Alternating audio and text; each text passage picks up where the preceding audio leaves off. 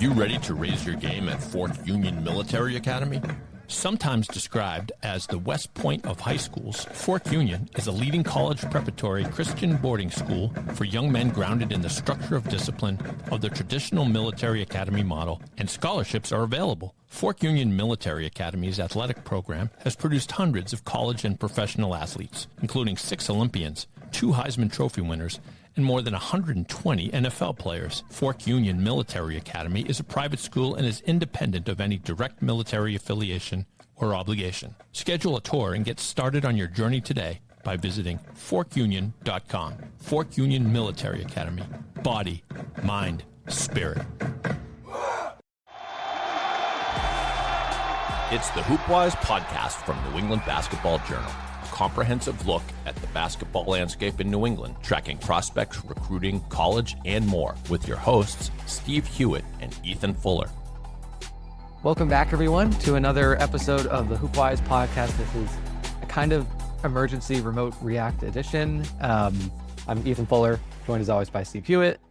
The MIAA tournament is in the rearview mirror. That is a lot of basketball coverage that we have had in the last couple weeks, and it really culminated with, as always, just like an incredible weekend up at Tsongas.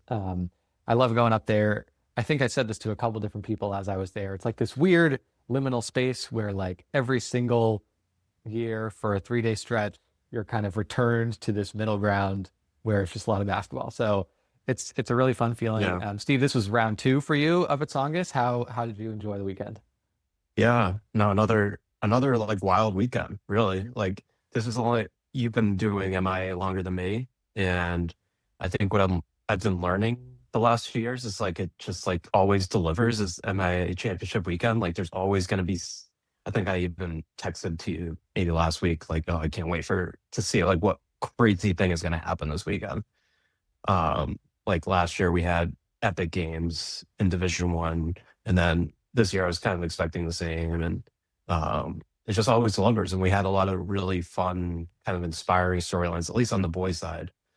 And some like really good teams to watch too. So really good basketball, and what we'll get into a little more detail here on this podcast with what we saw, but great environment too. I think I might actually be changing my tune on the TD Garden versus Tsongas Center location for the championships. I don't know. It felt like it was like a good spot. I mean, in an ideal world, I'd still like to see it at the Garden, but this Tsongas does a good job, I think.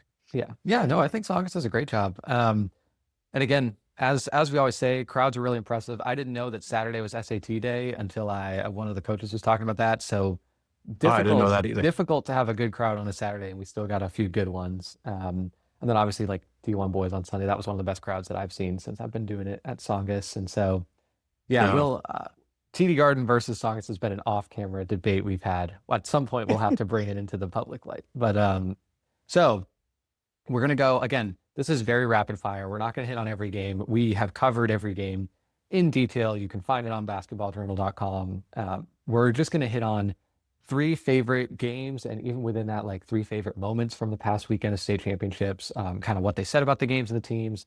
Again, this is a pretty quick episode, but just to kind of put a bow on championship weekend. So we'll get things started.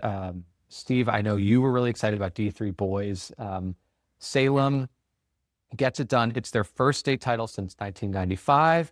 It is also, as we mentioned, I think a couple times at least, the fun fact of 100-year anniversary since they won, I believe, the very first MIAA state championship in basketball back in 1926. That was a really good game. Like a lot of the boys' games really came down to the wire. Take us into that game, and there was a huge moment late that kind of turned the tide. Tell me about that.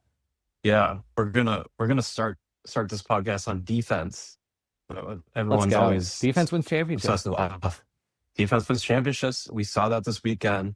I'm going to set the scene here a little bit. Salem is up on Hanover by 2 with 22.1 seconds remaining. It's Hanover ball. It's kind of a side out in front of the Salem bench in the backcourt. So obviously they're going for a game tying shot or go ahead shot. They never even get the chance to, because Cesar Mesa Castillo and Elian Rodriguez combined to force a steal in the backcourt. Hanover's trying to get the ball to their star, Ryan Mutchler. But Rodriguez and Castillo kind of double teamed them, like almost at like the last second. I don't think Hanover was really expecting it, and then the inbounder sort of forced it to Mutchler, and Castillo got a deflection, and then body started flying everywhere. Salem ends up getting the ball, calling a timeout, and that was kind of the game. They inbound the ball a few seconds later, and they hit their free throws down the stretch to win 57-51. But great instinctual kind of awareness, game situation awareness by Salem to force that steal, late clutch plays by Castillo Rodriguez to get that done. But yeah, as you said, first state title since 1995 for Salem. I know this meant a great deal to their community. Salem basketball has a rich, deep tradition up there in the North Shore. We actually learned post game from Coach Tom Doyle that this is another fun moment, I guess. Pre-game, before they left for the Tsongas Center, so they're in their locker rooms back at Salem. Tom Doyle pulls up some FaceTime with his FaceTime for his phone with some Salem legends. Scooney Penn, who was part of the 1995 state title team, went on to be an All-American at Ohio State.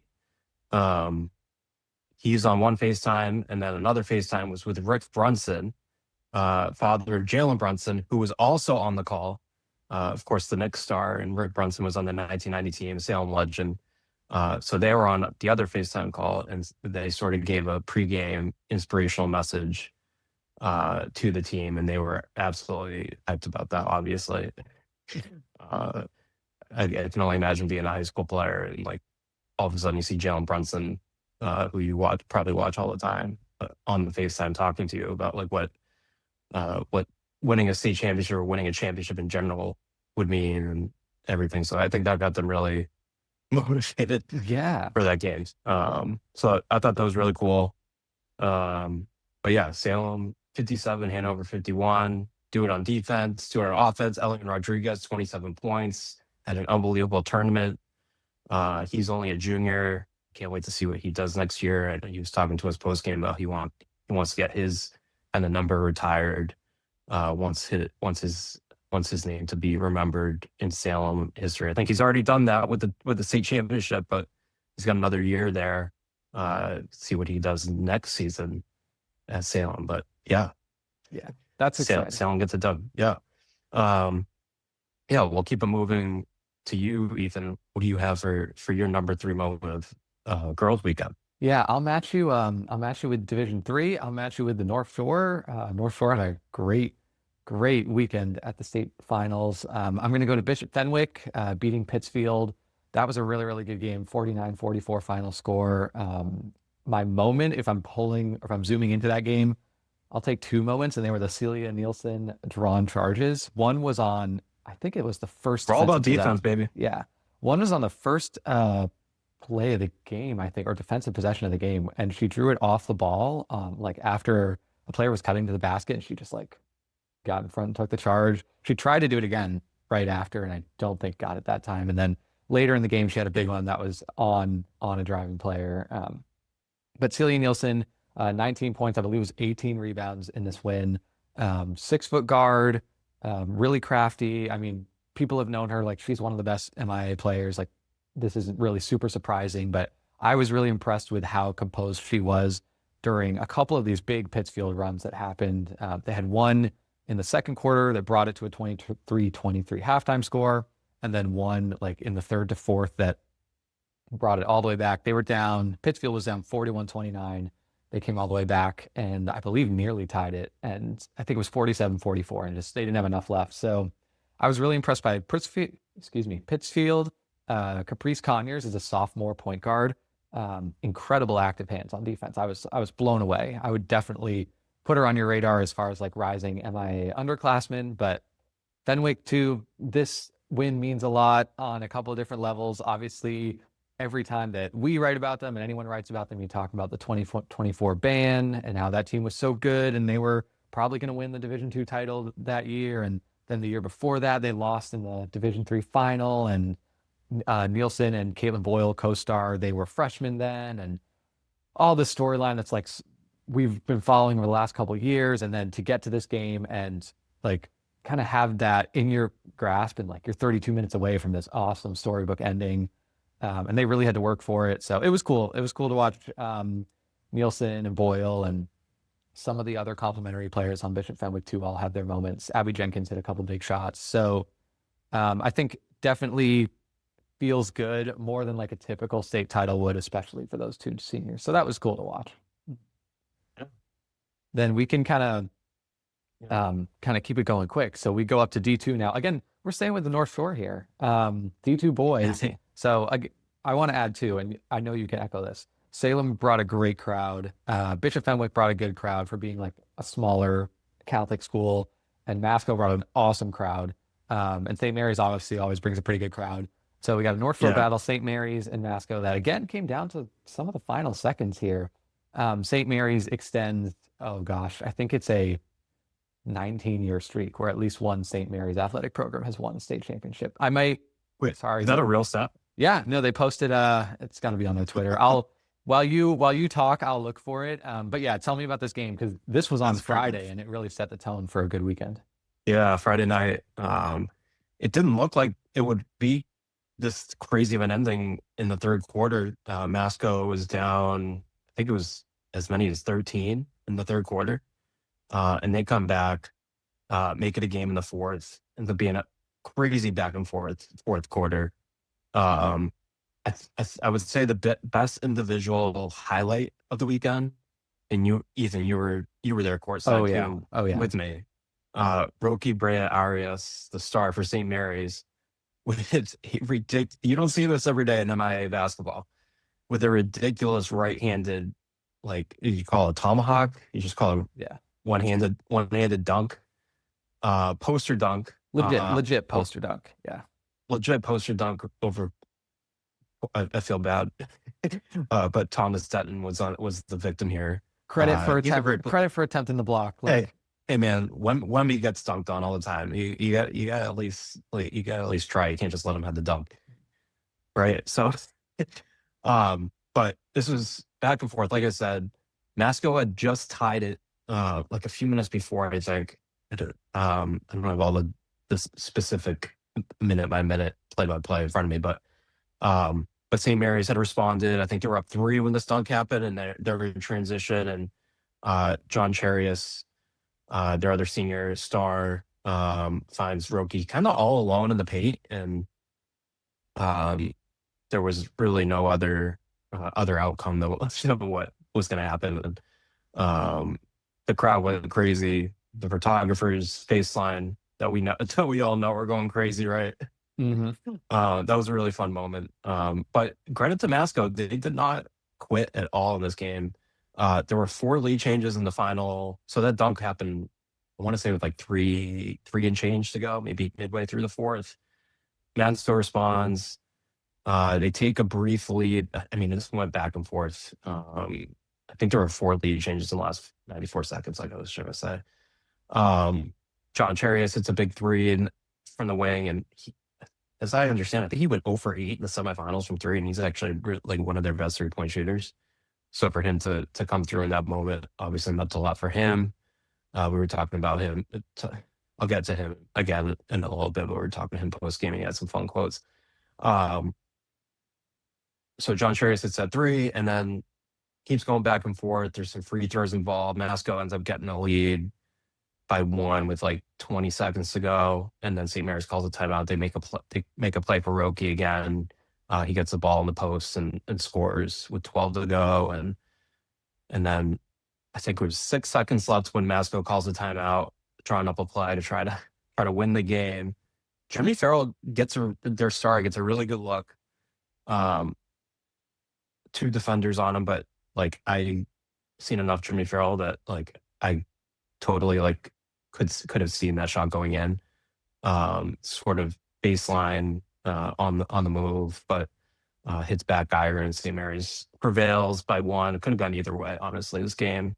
Both worthy championship performances. Masco to have the resilience to come back from double digits down, to take the lead multiple times, and then for St. Mary's to respond on a big stage, and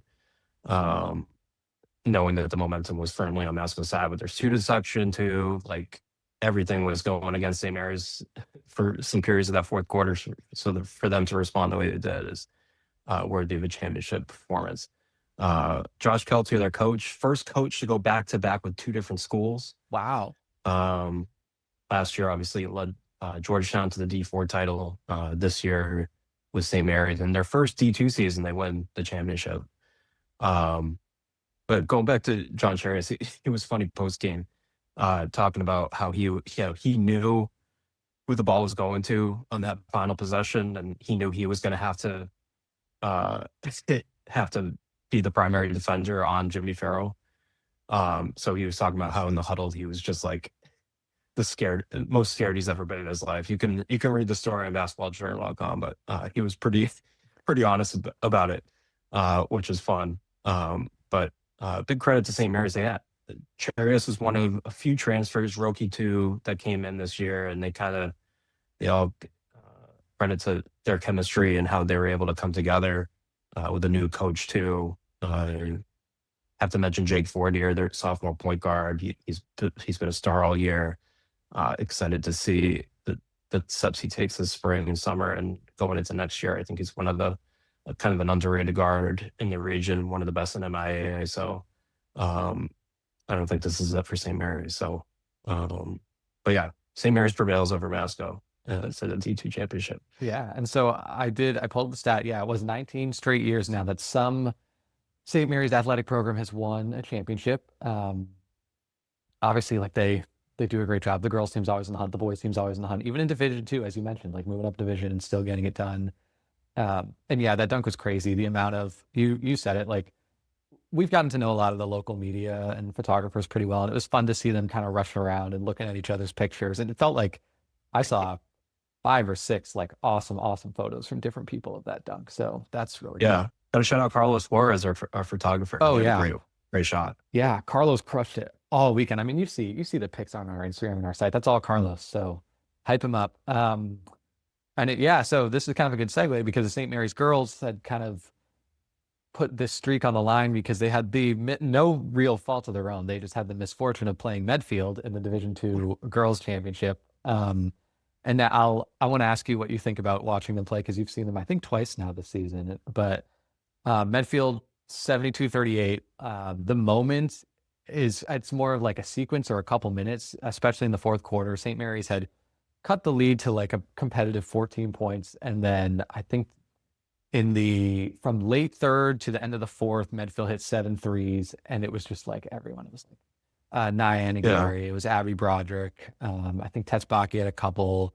Megan Olenek, younger sister of Colby star Kate Olenek, former Medfield star. Like they're just like letting it fly, and it was finally like for as relatively great as St. Mary's played in a lot of that game to kind of keep it competitive. Like there is one moment every single time in every single game this year where that just happens, and Medfield just kind of breaks you, and that was it in the fourth quarter. So just like I can feel comfortable going on record right now. In the 6 years I've covered MIA basketball, this is definitely the best team that I've ever covered. And like with a ton of credit to the Andover undefeated run too in 22-23, I would put them like right there. But they have 5+ like awesome shooters. The press once again was unbeatable.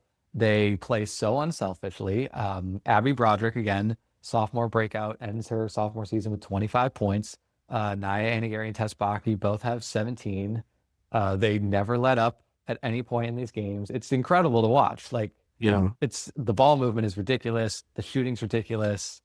Again, the press defense is insane. Like, just a truly unbelievable team where, like, for me, it was like the fourth quarter, you're just kind of like enjoying the show at that point. It was amazing. Yeah. It's amazing. Yeah. And I think we were sitting there and Trevor was with us too, right? And we were talking about, we don't even think like this was close to their peak. Like at least through the first 3 quarters. And I think they would even, I think Medfield, I don't know if they acknowledge this post game, like it just didn't feel like they were like at their best and they were still up by double digits. And like, I think Trevor even made a comment like Nia looks pissed right now. I think it might have been in the second quarter. She like turned the ball over or something. And she's usually like the happiest person on the court. So they obviously have high standards, but like even at like maybe a above average performance, they were still rolling. And like you said, they kind of turned it on in that fourth quarter. And I think we were talking about briefly how they might have broken the scoring margin record or they had a chance to. I think they set that last year. They set the margin of victory record last year, which was 42 points. Yeah. This we're talking year, about maybe the points record. Yeah, this year they were close to the single game. I forget who has it, but the single game points record in the state finals, 78. And they were Southerners, best players out at the end, getting everyone on the court. And so they still ended with 72 points. And again, like you said, they spent the first half missing a lot of open threes and not playing their best basketball. And they were up, I think 19, maybe either at half or slightly after half. They were up 19 against a team that I'm going to put in like the top 6 of our final top 10. So yeah, it's just crazy. I think I asked you in maybe the preview pod for the tournament, like what would it take for Medfield to lose? And I just don't think there was a way. No, we tried. I think we guessed a little bit, but I think I was saying it then too. I was like, everything that I thought would take them to lose, they'd beaten. So I didn't really have an answer. They are so awesome. I'm going to remember that team for a while. And again, like, obviously we're going to have the whole talk about like who's going to prep and all that sort of stuff. But right now, they lose Tess Bakke as a senior, the most important impact senior in the rotation. Obviously her role was big, but a lot of these other key players on paper are coming back. So they're not going. Yeah, Nia's a junior, Abby's a sophomore. Yep. And then even Nia's younger sister, Kameli, is a freshman. Like, right. Really good. So they just keep churning it out. Yeah. So not a close game, but just like you got to appreciate it. It was really impressive. And then we can get to, I think we got a decent amount of time here. The D1 games, we both have players on both teams we want to talk about. We'll start with D1 boys. The man who is defined, he's probably the player of the, going viral nationally, man. Going viral nationally, the most talked about basketball player in Massachusetts over the last, especially the last like month and a half. And he's not a primary basketball player. So Brody Noah caps off this unbelievable playoffs, 36 and 20 rebounds, 21. I thought 20 and 21. I think it's 21. Okay. Give him take one over. Maybe someone added an extra one on one of his offensive. I would understand. One spot of 3. I saw the spot of 3. So yeah, he took 2. He took 2 threes. Yeah. Tell me about him. Obviously, Javi Lopez on the other side was incredible. Brody and Javi in this game. Big time duel between 2 megastars in MIAA. It's a shame that one of them had to lose, honestly. What is there to say about Brody Pamela, man? I mean, I think it was funny. I think I was trying to think back to our preview podcasts with McCullough, and I think I did mention Brody because we were talking about how loaded D1 was and like so many teams could make a run. But he was not like the center. He was not the center. I think we were like, Bishop Feehan's a 14 seed. Like, I don't know how much we can really expect them to go on like a deep run, but like they do have Brody, so like you never know. And then he just goes out and does what he does. Like I don't even know how to explain it, man. Like, just unstoppable. I thought El Campagna from Central Catholic, who's their 6'3" like big that they play at the rim. I thought he'd do a good job at like at least somewhat neutralizing him, and I think he did for some parts. I think he did do an admirable job. But there's only so much you can do when Brody's 6'9", 230, 240. and I think Elkin's 6'3". I don't think they have anyone else who's above 6'3". There's only so much you can do. Like Brody just outjumps everyone on those entry passes from his guards, or he just outjumps you on rebounds and misses. Like it's just like a cheat code.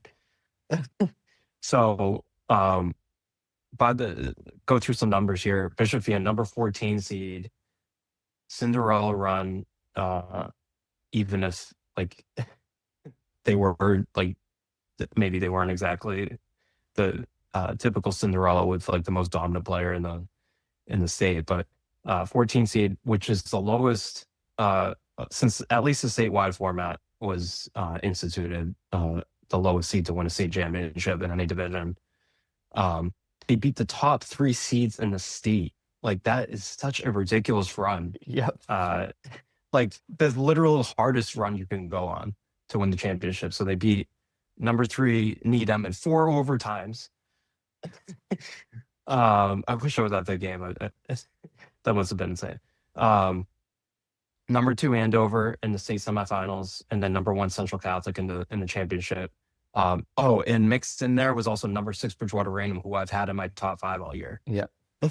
So the hardest run you could possibly make. Brody Bamilla finishes the tournament with just video game numbers, 40.8 points per game and 19.8 rebounds per game. Scored 51 in the semis against Andover, which I was at. I think he scored like 24 in the fourth quarter or something stupid like that. I think like obviously we've only been doing this for such like a short amount of time in our careers, and it's only my second year of MIAA. Like you said, was this year 6 for you? Yep. But like, has there ever been a more memorable or legendary or dominant individual run in MIAA tournament history? Like, well, it's got to be. It's at least in the conversation, right? The fact that like people on Twitter who are much like older / know the history better, the fact that they're saying it makes me be like, wow, like really, Yeah. it might be. Like I think the only comp that people have put up was Dana Barros, and like Dana Barros in what was it, 1985? I think with Zavarian, he scored like 50 a game that run. But they also, I don't think they won the state championship in that run.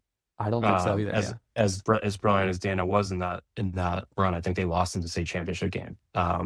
Someone in the comments can correct me if I'm wrong there. But it's at least in the conversation. Ethan, I know we're kind of running out of time, but what did you? I think this was your first time seeing him. But, yeah, I mean, like you had any? My comments are obviously, especially at this level, there is not a just physical player type that is like him, and so from that reasoning, it makes sense. Like you mentioned, Central Catholic tried. Like they gave it their best shot, and like Javi on the other end, Javi Lopez was awesome. But one, you can't, like, he truly was unguardable, and 2, he's a maniac. Like I don't know if I've seen a more expressive player in quite a while. Like every time He's he like had a big dunk, yeah. and like the 3 was sick. He blew the kiss to the crowd, and he like lost his mind on some of the and one dunks. Oh, yeah. And so He's a showman. That was cool to see on its own. And also, you're going to have to subscribe now to New England Baseball Journal because he's about to go play his best sport in the spring. So yeah, it's as we've read in Future Baseball Draft Pick, Future Texas. He has a Texas commit going to Texas next year. Mm-hmm. Before we go to D1 girls, I do want to address 2 questions that everybody keeps asking me about Bishop Feehan right now. Mm-hmm. One, people are asking me, could Bamilla go D1 in basketball? I think yes. I think low major. I think low major, just his size and like his motor is just relentless. I think that alone gets him on the floor. Obviously, we've talked about like if he had picked basketball as his sport 3 years ago or whatever, he would have developed those skills.